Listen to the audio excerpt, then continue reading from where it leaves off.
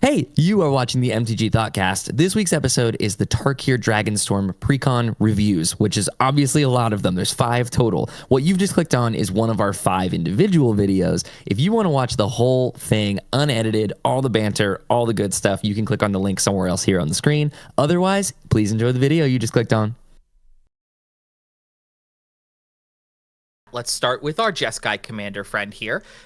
What's considered the regular face commander of this is Shiko and Narset unified. So even more than just a spirit dragon at the helm of it, this is the spirit dragon and the con leader, both together just on the same card.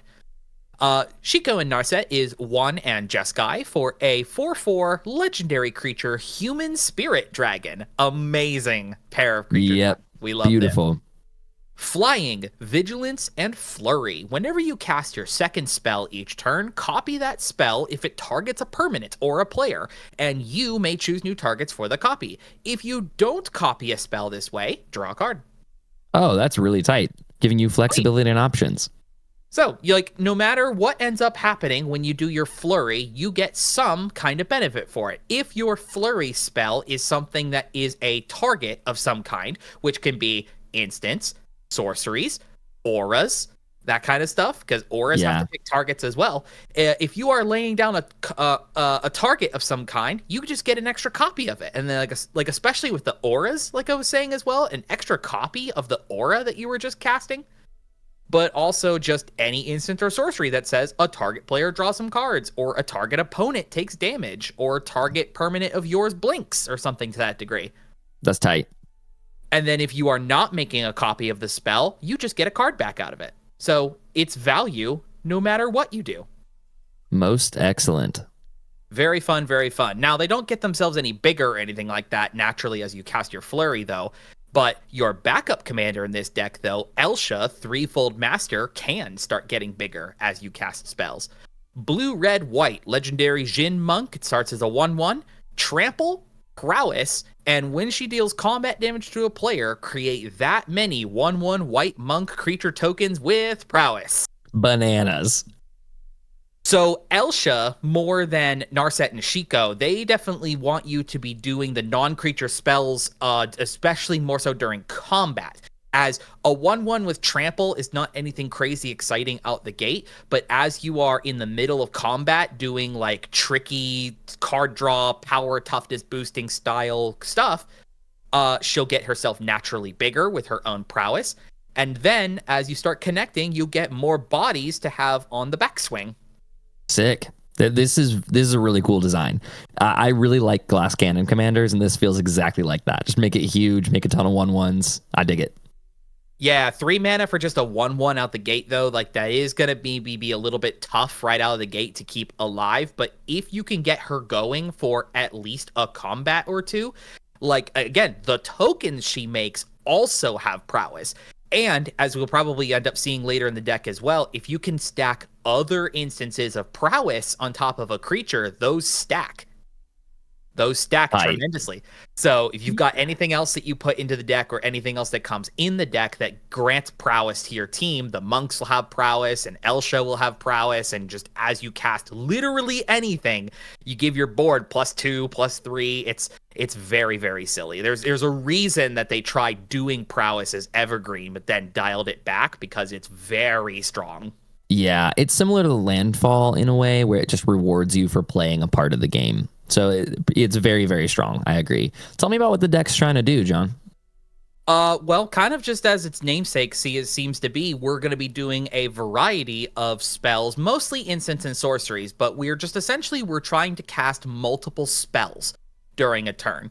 Obviously, as like with Shiko and Narset are up to doing there, you're trying to do Flurry, you're trying to do 2 spells, and Elsha is just trying to do non-creature spells and combat or whatever. And we have a support of new cards in here as well to help kind of keep your hand filled with cards, be casting a bunch of spells, that kind of stuff. Yeah. One of my favorites as far as the creatures is concerned is called Voracious Bibliophile. 3 and a blue for a dragon. It's a 3/3, flying, vigilance, and when you cast a spell with 1 or more targets, you draw that many cards. That many cards is an insane line of text on this. Mm-hmm. So your floor is a lightning bolt goes to somebody's creature. You get to draw a card right back Tight. out of that.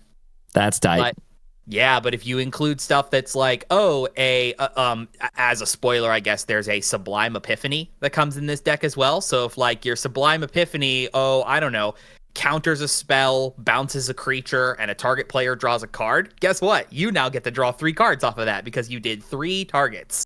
That absolutely rips. Or like this Burrell's Expertise that's in the deck. Yeah, stuff like that. Anything that is able to do multiple targets, either naturally on the spell itself, or if you include other stuff like Strive or like Fireball kind of things that allow you to divide damage among multiple creatures. Yeah, baby. That's super cool. I'm a big fan of that one as well. That's awesome. My other favorite card that comes in this deck is Tempest Technique. Of course, as your local Aura's Enchantress player, you know I was going to be a big fan of this one. Yep. 3 and a white for an Aura with Storm. Enchants a creature you control, and the enchanted creature gets +1/+1 for each enchantment you control. So that's so stupid. Yeah. So all you need with this is maybe like 1 or 2 extra spells before you play this one. Now you're putting a 3-fold amount of essentially ethereal armor onto something of yours, which these types of auras do count themselves as well. Right. So dude, did green-white Enchantress decks need another tool like this? Absolutely, we needed. That's bananas. I mean, okay. So here's the thing. This reads very, very strong, but you got to remember it's not giving it any other types of like keywords or evasion or anything like that on there. This is just a static power and toughness boost, you know? And all it takes is a non-protected creature for all of this to fall away, which is why I feel this is perfectly fair, especially at 4 mana. You're not going to get crazy amounts of copies of this off of Storm while this is being cast for 4, unless you're doing something degenerate, in which case something like this may not even be that helpful to you. Well, what's cool with it is Storm allows you to change the targets of the copy so that you don't have to stack them all in the same creature. You could put them on all those monk tokens that Elsha's making. Yup. That's awesome. What a cool card. I'm a big fan of it, yeah. And there's an assortment of other new cards in here that all do some very fun spell slingery, lets you cast spells multiple times. We're not skimming through most all of those as these videos go about, but gotta be quick.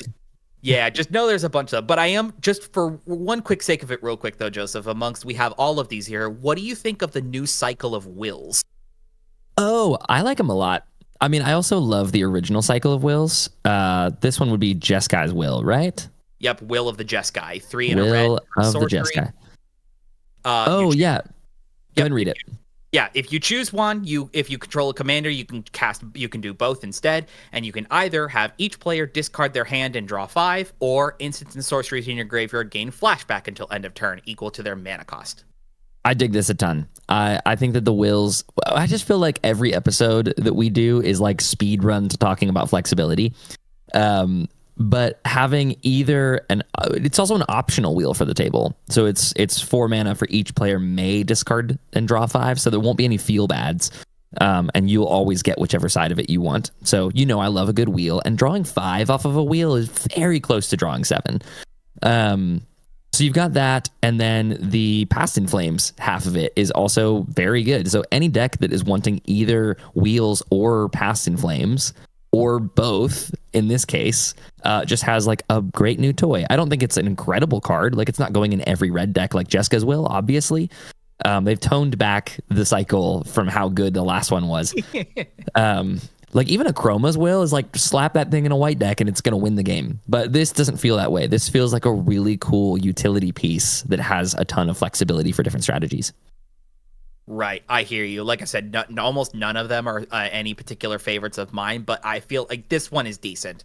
This one feels perfectly fine. If for the top half of it, right? I don't see stuff like Past in Flames and Commander much, so I don't know how useful that part is going to be. But it's good in like Mizzix decks. Like again, like the decks that want it and that are going to be flashing back things are going to want this card. Do you think that it stays in the deck? Probably, just because this deck is focused on its instants and sorcery, so I don't feel like cutting stuff like that is going to help the deck in any capacity. But again, it's going to depend on what sort of direction you're looking to build in. Yeah. Love it. That's very fun. Nice. Any cool reprints in the deck? Oh, we've got lots of cool stuff. I was actually about to bring up that, like, what these decks kind of lack in sort of creative new card design, I think they make up for in reprints. Maybe not necessarily like overall value, but like the collection that's in here would be the kind of stuff that other people would be telling you to buy for upgrades naturally into stuff like this. Right. Like immediately, a big highlight for me is Lear, Disciple of the Drowned. That's so Yes, sir. cool. Just naturally giving flashback to everything in your graveyard. That's super. Yeah. We love seeing Bangara the Diplomat, one of the best card draw sources the mono white has had in a while. It's interesting that it's in here paired with blue, where you already have some good card draw colors. So, like, just compounded card draw on card draw is super. Yeah, I love that. Big fan also, of that. I just took a quick glance through with you talking about Lear, but there's no counter spells in the deck that get hurt by him, because there's like a Sublime Epiphany, which is another unbelievable reprint in this deck, and you can always just choose to have it not be a counter spell if Lear is down. So that's a really sick design from the Wizards commander team. That's very clever, very clever. And that also just kind of gives a feel for this deck that it's not just trying to be a Jeskai control deck.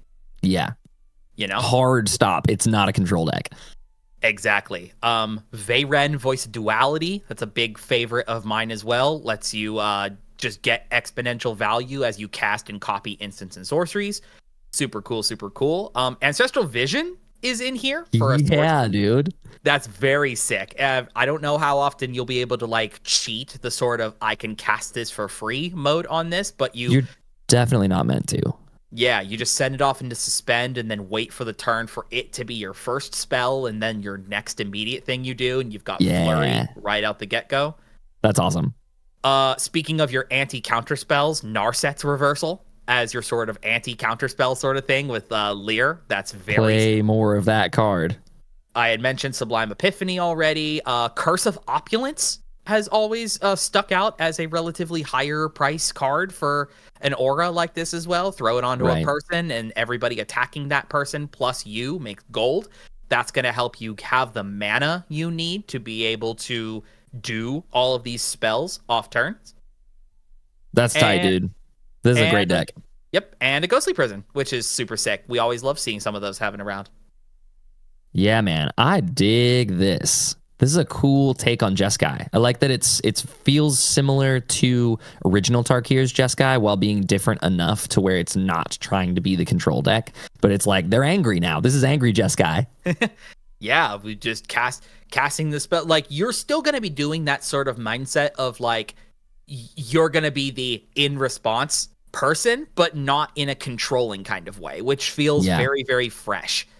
Like, obviously, spells, you could break all of these down into their core components, right? At its core, Spellslinger is Spellslinger, you know? There's not... Yeah. It's just what kind of flavor would you like? And this one is going to be heavy-handed in making sure you're doing at least 2 spells a turn. That is so fun. This is going to be a really fun deck to play. I don't know if it's for me, but it's built very well. Mm-hmm. In rolling into talking about some upgrades that we could do for this, you had mentioned Jeska's Will. I'd like to just bring that up as an honorable mention for mostly the reason of it's on the Game Changer list. So, like, put it in if you have it, but just know that if you do, this is one of those cards that is being viewed as with kind of the wag finger for precons. So yeah. To each their own with their discretion on that, but it would be a good one in this deck. Really helps you cast 2 spells. Mm-hmm. What else helps you cast 2 spells, and especially the biggest problem I have noticed with this deck, it is actually kind of heavier in its sorceries than it is with its instants. So a way to be able to fix that is going to be your flash enabler types of things. Like, I'm talking like Leyline of Anticipation out the gate, but I also stumbled into Heliod, the Radiant Dawn, as something you could throw into here as well. Its front side will be a recursion of an enchantment, and then if you transform it to its back side, it allows you to cast your spells with flash and gives you a cost reduction on spells equal to the amount of cards your opponents have drawn. Dude, if you manage to play Heliod and get back that Storm aura after it's been put in the graveyard, that's just GG. Yep. It's very, very cool. That's sick. Another thing that would allow you to be able to have access to multiple spells, especially off turn, and there is a sprinkling of this in the deck with cards like Frantic Search, spells that basically buy themselves back on your mana as you use to cast it. So Frantic Search is already in there, but you could add in stuff like Snap and things in here as well. The kinds of Snap, I think there's Snap Back. Is that also a spell, if I'm remembering? Yes, Snapback, you can pay a blue, or it's like Force of Will, but for Snap. Oh, okay. Well, Snap in specific as well. Basically, these untaps lands. Yep. Peregrine Drake would also maybe be a decent one in here too for that same kind of reason. Anything that is a spell that buys you back the mana that you used into it. Yeah, this is a Storm deck for sure. Uh-huh. Anything with Storm on it is going to go bananas. Yep. Just in general then, general purpose cost reducers, and a very flavorful one that I found that would be a great include in here is from the D&D set, Monk class. Yeah, that's really good. It's blue and a white. Your second spell you cast each turn costs 1 less to cast on its first level. At its second level, you return up to 1 target non-land permanent to its owner's hand. And at its third level, at your upkeep, you exile a top card of your library. For as long as it remains exiled, you can cast it from exile as long as you've cast another spell this turn. Dang, that's awesome. Personal Howling Mine for your second spells? Exactly, which is what Narset and Shiko want you to be doing. Yeah, that's sick.